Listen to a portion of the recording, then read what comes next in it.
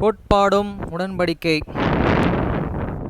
பாகம் 38 ஜனவரி 2, 1831 நியூயார்க்கின் பயோட்டியில் தீர்க்கதரிசி Joseph Smith மூலமாக கொடுக்கப்பட்ட வெளிப்படுத்தல் நிகழ்ச்சி சபையின் ஒரு மாநாடு ஆகும்.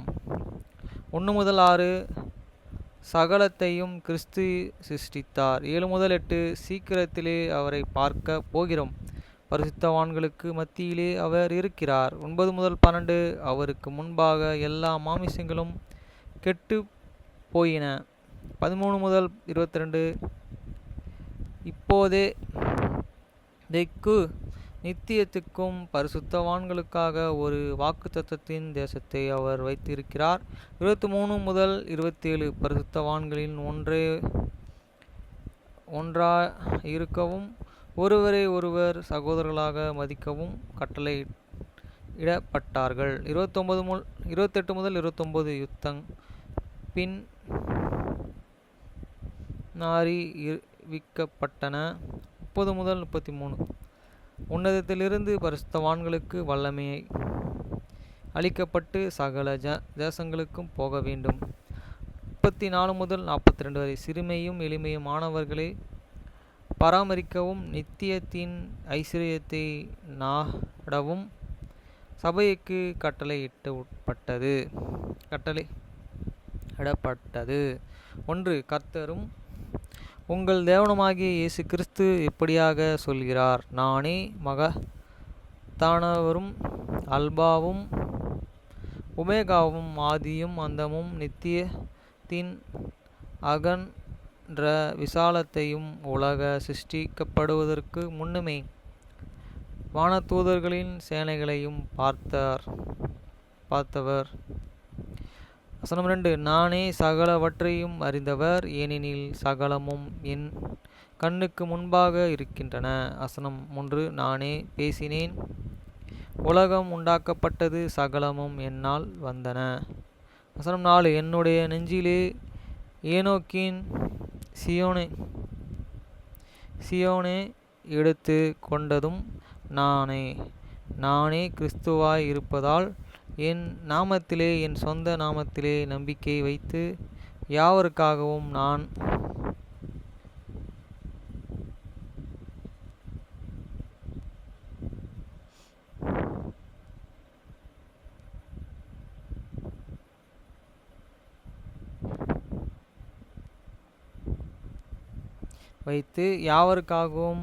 நான் சிந்திய இரத்தத்தின் நிமித்தம் அவர்களுக்காக பிதாவுக்கு முன்பாக மன்றாடினேன் என மெய்யாகவே நான் உங்களுக்கு சொல்கிறேன்.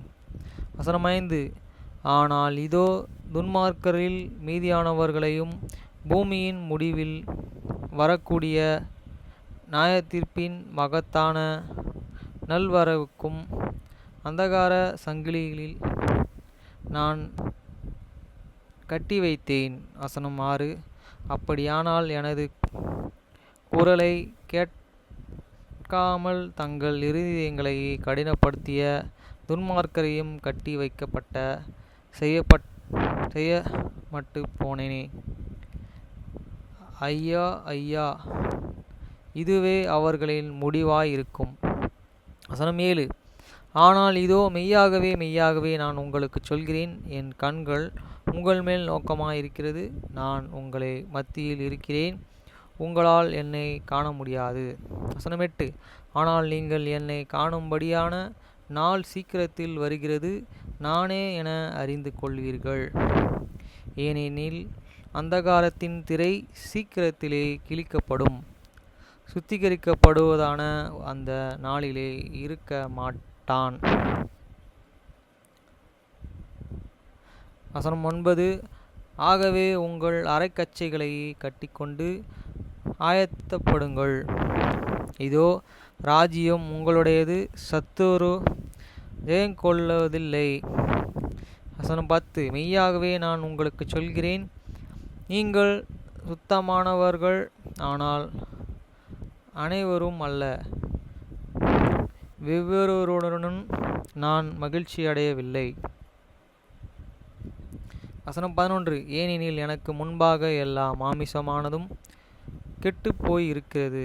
வானத்து சகல சேனைகளின் முன்பாக மனுபுத்திரருக்கு மத்தியில் பூமியின் மேல் அந்தகாரத்தின் வல்லமைகள் ஜெயம் கொள்கிறது.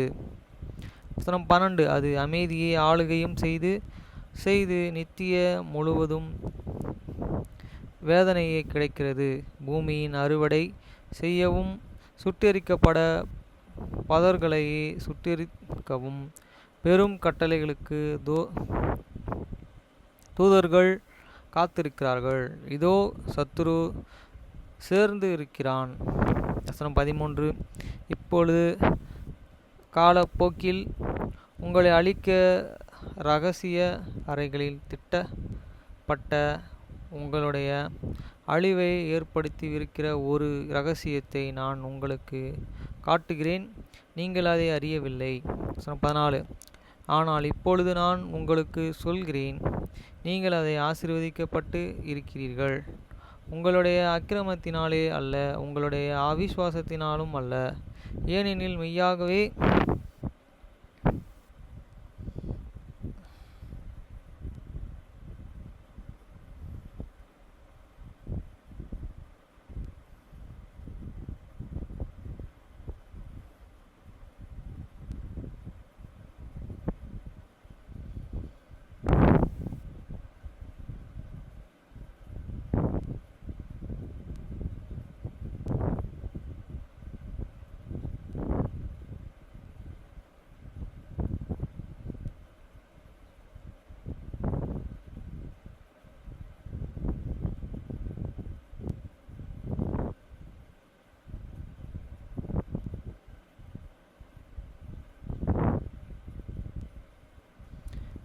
மெய்யாகவே நான் உங்களுக்கு சொல்கிறேன், நீங்கள் சுத்தமானவர்கள், ஆனால் அனைவரும் அல்ல, வேறொருவருடனும் நான் மகிழ்ச்சி அடையவில்லை. வசனம் 11. ஏனெனில் எனக்கு முன்பாக எல்லா மாமிசமானதும் கெட்டுப்போய் இருக்கிறது. வானத்து சகல சேனைகளின் முன்பாக மனுபுத்திரருக்கு மத்தியில் பூமியின் மேல் அந்தகாரத்தின் வல்லமைகள் ஜெயம் கொள்கிறது. வசனம் 12. அது அமைதியை ஆளுகையும் செய்து நித்திய முழுவதும் வேதனை கிடைக்கிறது. பூமியில் அறுவடை செய்யவும் சுட்டெரிக்கப்பட பதர்களை கூட்டிச் சேர்க்கவும் பெரும் கட்டளைகளையும் தூதர்கள் காத்திருக்கிறார்கள். இதோ சத்துரு சேர்ந்து இருக்கிறான். வசனம் 13. அப்பொழுது காலப்போக்கிலே உங்களை அழிக்க இரகசிய அறைகளில் திட்டப்பட்ட உங்களுடைய அழிவை ஏற்படுத்தி இருக்கிற ஒரு இரகசியத்தை நான் உங்களுக்கு காட்டுகிறேன், நீங்கள் அதை அறியவில்லை. வசனம் 14. ஆனால் இப்பொழுது நான் உங்களுக்கு சொல்கிறேன், நீங்கள் ஆசீர்வதிக்கப்பட்டு இருக்கிறீர்கள், உங்களுடைய அக்கிரமத்தினாலே அல்ல, உங்களுடைய விசுவாசத்தினாலும் அல்ல. ஏனெனில் மெய்யாகவே உங்களுக்கு சிலர் எனக்கு முன்பாக குற்றம் உள்ளவர்களாய் இருக்கிறீர்கள், ஆனாலும் உங்கள் பலவீனத்திற்காக நான் இரக்கமாயிருப்பேன். வசனம் 15. ஆகவே இப்போதிலிருந்து பலப்படுங்கள், பயப்படாதிருங்கள், ஏனெனில் ராஜ்யம் உங்களுடையது. வசனம் 16. உங்களுடைய இரட்சிப்பிற்காக நான் உங்களுக்கு ஒரு கட்டளைகளையே கொடுக்கிறேன், ஏனெனில் உங்களுடைய போஜனங்களை நான் கேட்டேன், சிறுமைப்பட்டோரும் நான் உண்டாக்கிய ஐஸ்வர்யவான்களும் எனக்கு முன்பாக முறையிட்டார்கள். சகல மாமிசமானவர்களும் என்னுடையவர்கள், நான் பச்சதாபம் இல்லாதவர். வசனம் 17. நான் பூமியை செழிப்பாக உண்டாக்கினேன், இதோ அது எனது பாதப்படி ஆகவோ, மீண்டும் அதன் மேலே நான் நிற்பேன். வசனம் 18. மிகுந்த ஐஸ்வர்யவான்களையும் கர்த்தர் வரும்பொழுது சாபம் எதுவுமே அங்கீகரிக்காத பாலும் தேனும்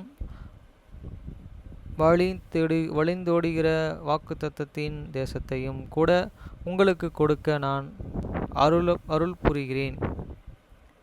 வசனம் 19. உங்களுடைய முழு இருதயத்தோடும் அதை நீங்கள் நாடுவீர்களானால் உங்களின் சுதந்திரத்தின் தேசமாக அதை நான் உங்களுக்கு கொடுப்பேன். வசனம் 20. அது உங்களோடும் நான் செய்த உடன்படிக்கையாய் இருக்கும். பூமி இருக்கும் வரைக்கும் உங்களுடைய சுதந்திரத்தின் தேசமாகவும் என்றென்றைக்கும் உங்களுடைய பிள்ளைகள் சுதந்திரித்து கொள்ளுவதற்காகவும் அதை நீங்கள் பெறுவீர்கள்.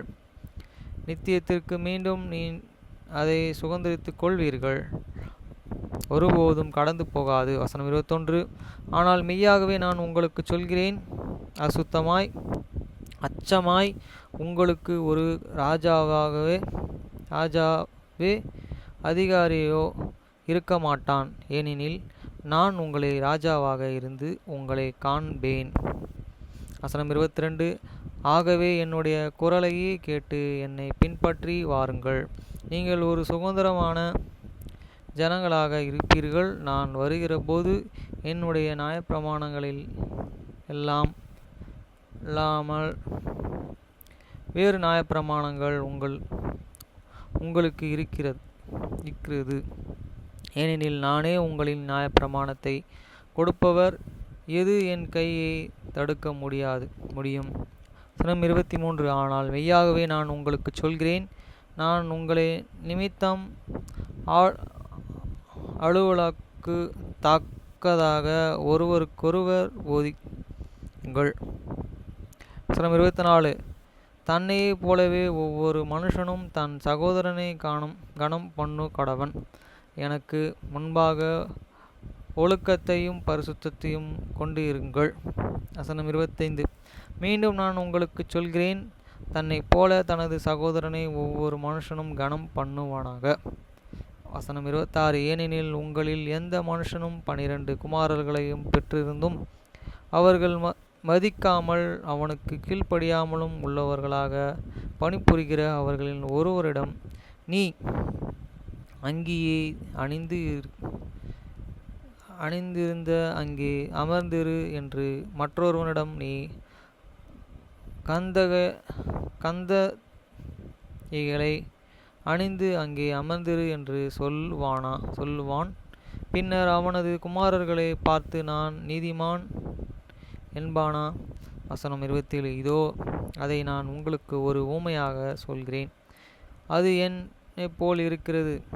நான் உங்களுக்கு சொல்கிறேன், ஒன்றாயிருங்கள். நீங்கள் ஒன்றாயிராவிட்டால் நீங்கள் என்னுடையவர்கள் அல்ல. வசனம் 28. மீண்டும் நான் உங்களுக்கு சொல்கிறேன், இரகசிய அறைகளில் இருக்கிற சத்துரு உங்கள் ஜீவன்களை நாடுகிறான்.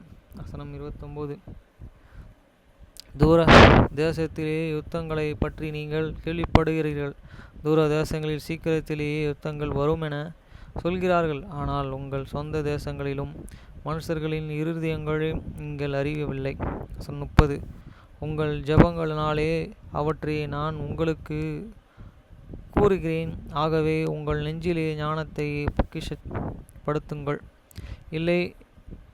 இல்லையல்ல பூமியை அசைக்க பண்ணுகிற ஒரு சத்தத்தை விட உயர்த்த குரலுடன் உங்கள் காதுகளில் பேசுகிற வகையிலே அவர்களின் துன்மார்க்கத்தால் அந்த காரியங்களே மனுஷர்களின் துன்மார்க்கம் வெளிப்படுத்தும்.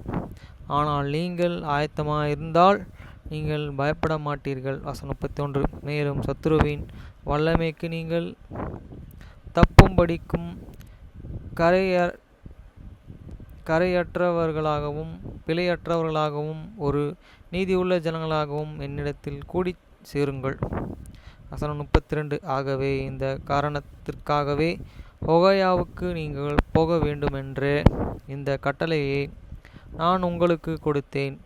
அங்கே எனது நியாயப்பிரமாணத்தை நான் உங்களுக்கு கொடுப்பேன். அங்கே உன்னதத்திலிருந்து வல்லமையுடனே நீங்கள் தரிப்பிக்க கடவீர்கள். வசனம் 33. அப்போதிலிருந்தும் நான் சொல்கிற யாவும் சகல தேசங்களுக்கும் மத்தியிலே போவார்கள். அவர்கள் செய்ய வேண்டுமென்பது என்ன என்று அவர்களுக்கு கூறப்படும். ஏனெனில் ஒரு மகத்தான பணி என்னிடம் பாதுகாத்து வைக்கப்பட்டு இருக்கிறது. ஏனெனில் இஸ்ரவேலின் ரட்சிக்கப்படும் எனது சித்தத்தின் வடி அல்லலாம். நான் அவர்களை வழிநடத்துவேன். எந்த வல்லமையும் என் கையை அனுப்புவதில்லை. வசனம் 34. இப்பொழுது சபையின் எந்த பகுதிகளுக்கும் ஒரு கட்டளைகளை நான் கொடுக்கிறேன். அவர்களுக்குள் குறிப்பிட்ட மனுஷர்கள் நியமிக்கப்படுவார்கள். சபையின் ஒப்புதல்கள் அவர்கள் நியமிக்கப்படுவார்கள். 35. அவர்கள் சிறுமையும் எளிமையுமானவர்களையும் நோக்கி பார்ப்பார்கள். அவர்கள் பாட அணிவியாதிருக்க அவர்களின் நல்வாழ்வுக்காக பணிவிடை செய்ய வேண்டும். அவர்களுக்கு நான் கட்டளையிட்ட இடத்திற்கு அவர்களை நான் அனுப்புவேன். வசனம் 36. இந்த சபையின் சொத்துக்களின் விவரங்களை நிரூபிக்கும் அதுவே அவர்களின் பணியாயிருக்கும். வசனம் 37. பண்ணைகளை வைத்திருப்போர் விற்க முடியாமல் இருந்தால் அவர்களுக்கு நன்மையாய் தோன்றுகிறபடி அவைகளை அப்படியே விடவே அல்லது வாடகைக்கு கொடுக்கவோ செய்யலாம். வசனம் 38. சகல காரியங்களும் பாதுகாக்கப்பட்டு இருக்கும்படி பார்த்து கொள்ளுங்கள். உன்னதத்திலிருந்து மனுஷர்கள் வல்லமையுடனே திரிக்கப்பட்டு அனுப்பப்படும் பொழுது சகல காரியங்களும் சபையின் நெஞ்சிலே சேர்த்து வைக்கப்படும். வசனம் 39. உங்களுக்கு கொடுக்க பிதா சித்தமாய் இருக்கிற ஐஸ்வரியங்களை நீங்கள் நாடினால் சகல ஜனங்களிலும் நீங்கள் ஐஸ்வரியவான்களாய்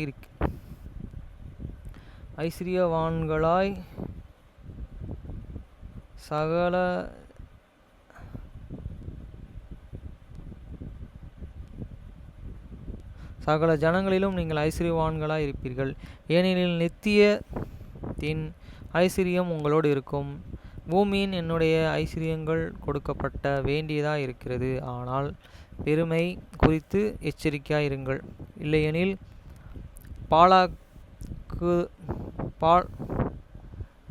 பழங்காலத்து நெப்பியர்களைப் போலாவீர்கள். வசனம் 40. மீண்டும் நான் உங்களுக்கு சொல்கிறேன், நான் கட்டளையிட்ட காரியங்களை ஆயத்தப்படுத்தவும் நிறைவேற்றவும் மூப்பர் ஆசாரியர் மற்றும் அங்கத்தினரும் ஒவ்வொரு மனுஷனும் தனது கையினாலே பிரயாசத்துடன் தனது பராக்கிரமத்துடன் போக உங்களுக்கு ஒரு கட்டளையை கொடுக்கிறான். வசனம் 41. ஒவ்வொரு மனுஷனும் தனது அண்டை வீட்டாருக்கு மேன்மையாகவும் சந்தமாகவும் சொல்கிற உங்களின் போதகம் எச்சரிக்கையின் குரலாக இருப்பதாக. வசனம் 42.